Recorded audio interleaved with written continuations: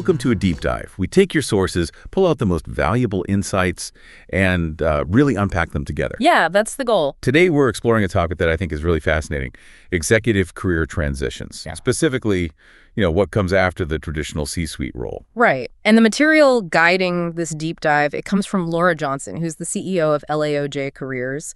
She also creates the Your Executive Advantage Substack publication. Okay. And we're really zeroing in on part one of her content series, the Encore Executive, from C-suite to second act leadership. It focuses quite powerfully, actually, on the mindset shift needed. A mindset shift, got it. And the mission for us today is really to unpack this core idea she presents. That, for leaders who've achieved a lot, this whole concept of traditional retirement is kind of outdated. And maybe even counterproductive. Exactly, strategically counterproductive. Yeah. So we're going to explore the alternative model this material puts forward, the portfolio executive. It's a really interesting idea, isn't it? Because it challenges such a deeply ingrained assumption about work and, well, stopping work. It really does. So let's dig in and see what this material reveals about stepping into that new chapter beyond the corner office. Okay. So right off the bat, the material tackles that long-standing narrative, just stopping at 65. It calls it more than just old-fashioned. It argues it's strategically counterproductive. Right. Not just for the executive themselves, but actually for the industries and the organizations they've been part of. And you can see this in the numbers, apparently. Yeah, there's some data in there. This work points out that the average retirement age for, say, healthcare leaders has been climbing. It went from about 62, maybe 20 years ago, to 64, and now it's sitting around 65. It kind of reflects this quieter trend happening elsewhere, too. But there's a tension here, isn't there? The material highlights this contradiction. Yeah. Like, CEO turnover might be high. Yeah, hit a 6-year high recently, apparently. Right, but at the same time, many executives nearing that traditional retirement age are facing, a pretty deep identity crisis. And it's not just about the money. That's exactly the point the material makes. The core question isn't, are you financially ready? No.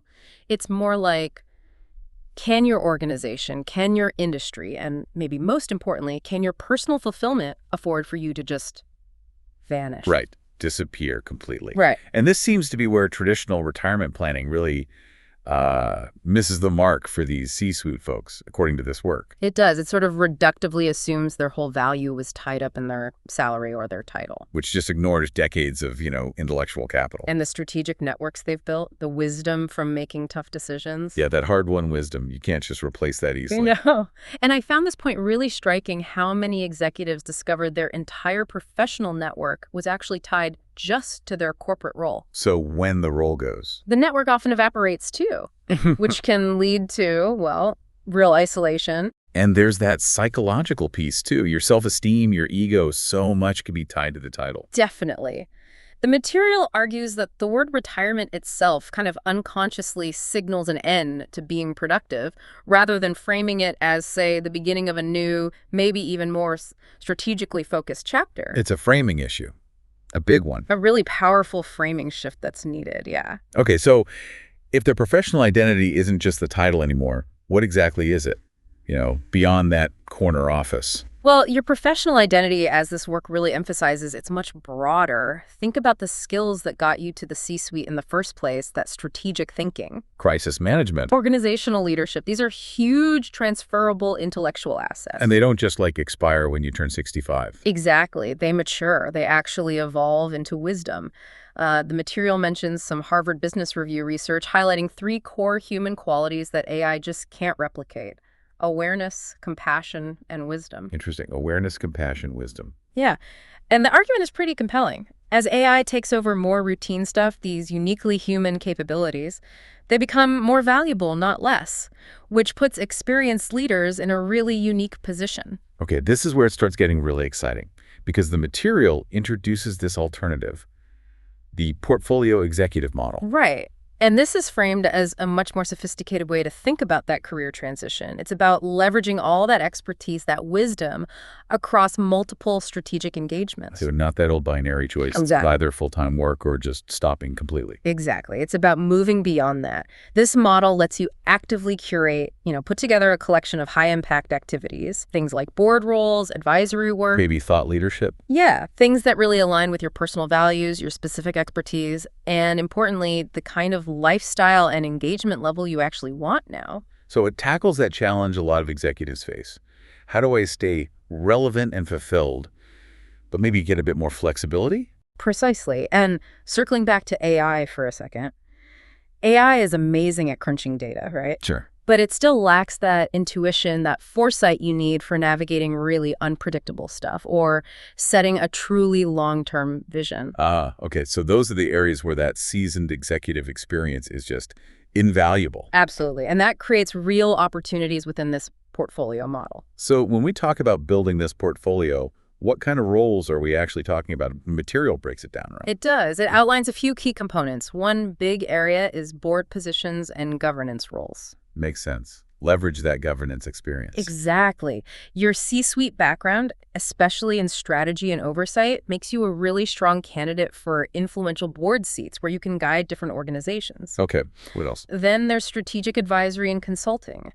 This is about taking your deep operational know-how and applying it to help specific companies tackle big challenges. Like succession planning or maybe a major transformation. Oh, crisis management, yeah. Really specific, high-value challenges. Got it.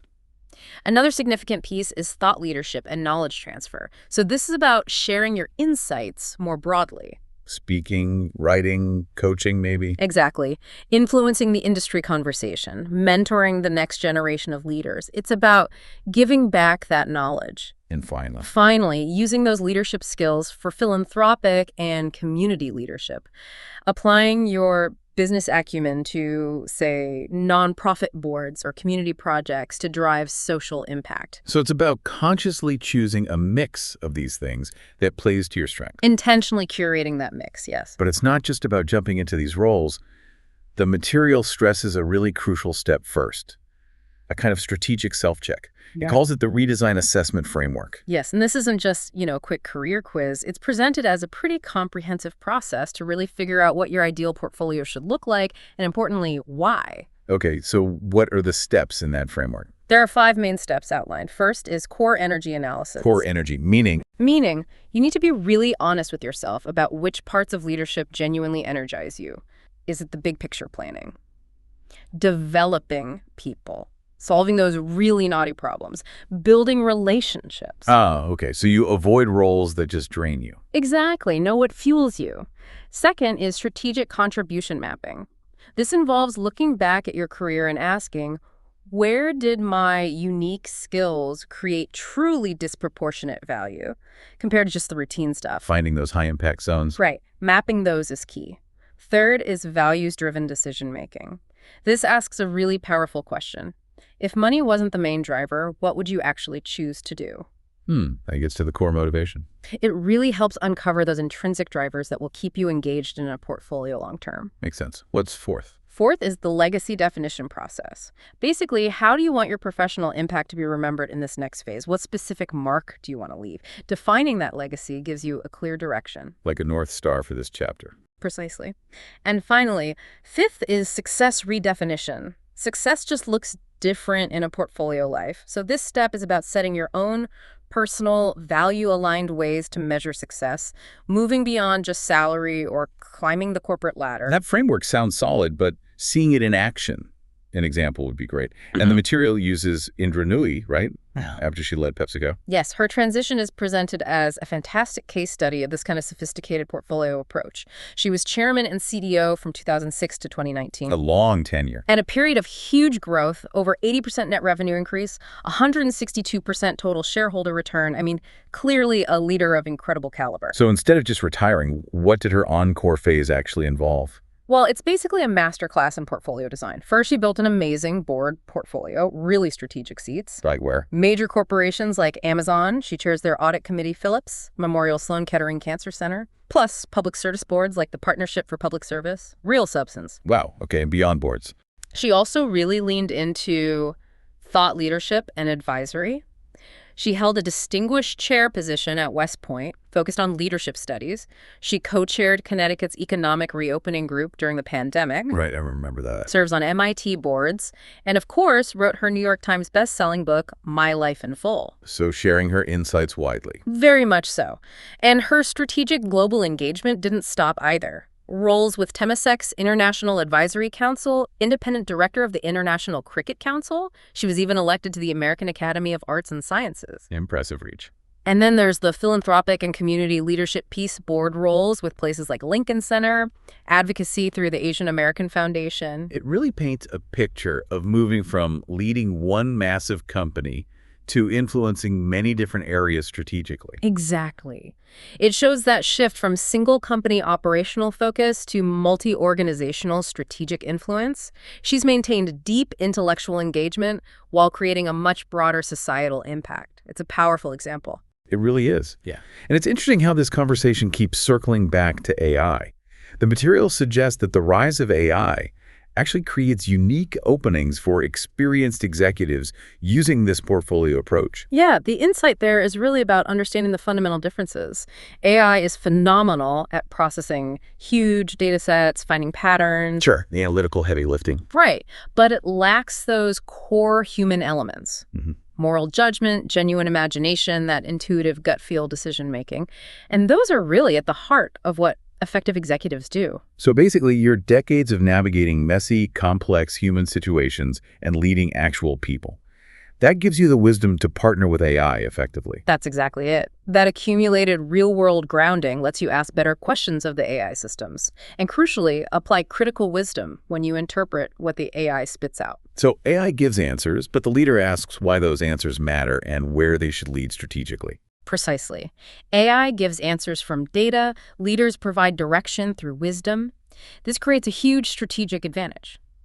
You're leveraging AI's power, but you're integrating it with essential human insight.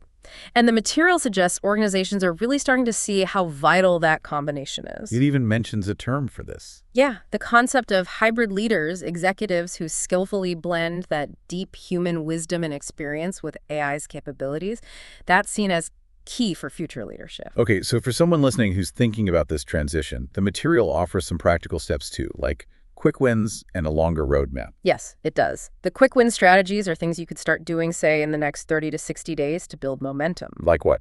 First, LinkedIn optimization. Really revamp your profile so it clearly signals this new portfolio direction. Start sharing insights related to your expertise areas. Okay, make this shift visible online. Second, Deliberate network expansion. Don't just wait for calls. Systematically reach out to key people, let them know you're transitioning, and be clear about the kinds of opportunities or engagements you're looking for. proactive outreach. Got it. Third, Focus on board preparation. Look into director education programs. The National Association of Corporate Directors, NACD, is mentioned as one example. Get formal training and network specifically for board roles. makes sense. Build credentials. What's fourth? Fourth, try to identify potential strategic advisory pilot projects. Find maybe one or two organizations where you could do a short-term, defined consulting gig. It lets you test your approach, refine things, and get some early wins. Like a trial run. Good idea. And fifth, Start developing a personal brand content strategy. Begin creating some content, maybe articles on LinkedIn, commentary on industry trends, perhaps even short videos to establish your independent voice and expertise, separate from your old corporate identity. right, building your individual platform. Exactly. And then beyond those quick wins, the material lays out a longer view, like a 12 to 18-month roadmap. It breaks it down into phases. Like foundation building. Yeah, foundation building assessment, setting up legal and financial stuff, launching thought leadership, starting the board search. Then phase 2 is portfolio construction, actually securing those first roles, developing your consulting methods, building partnerships, maybe getting some speaking gigs. And phase 3. Phase 3 is portfolio optimization, getting the right mix of activities, maybe doing more advanced thought leadership, potentially even thinking about succession planning for your own portfolio activities, and focusing on those legacy projects. It sounds like this whole transition really forces you to redefine what success even means. It's obviously not just about the paycheck from one job anymore. Absolutely. That's a huge theme. The material really emphasizes that success in this portfolio era is multidimensional. It's not just one number. It proposes looking at metrics across several key areas. And not just financial, I'm guessing. Exactly. I mean, financial performance is still there. You look at your total portfolio revenue, maybe compare it to past compensation, look at diversification, profit margins if you're consulting. Like, that's just one piece. Right. Alongside that, there's professional impact. How do you measure that? Well, things like the quality and number of boards you're on, the renewal rates for your advisory work, how much engagement your thought leadership gets, the impact of your mentoring. And what about the personal side? Crucial. Personal fulfillment is a key metric category. Are you satisfied with your work-life integration? Are you intellectually stimulated? Are you making the community impact you wanted? How has it affected your personal relationships, maybe due to more flexibility? So a really holistic view. And the last category. Strategic influence. This measures your broader ripple effect. Are you getting industry recognition? Are you influencing policy or standards through your advisory work? How successful are the leaders you're mentoring? What kind of transformations are you helping drive in the organizations you touch? It really is a complete shift in how you'd measure your contribution. It's a much richer, more comprehensive picture of value. So let's try and bring this all together. The core idea from this material seems incredibly compelling. Yeah.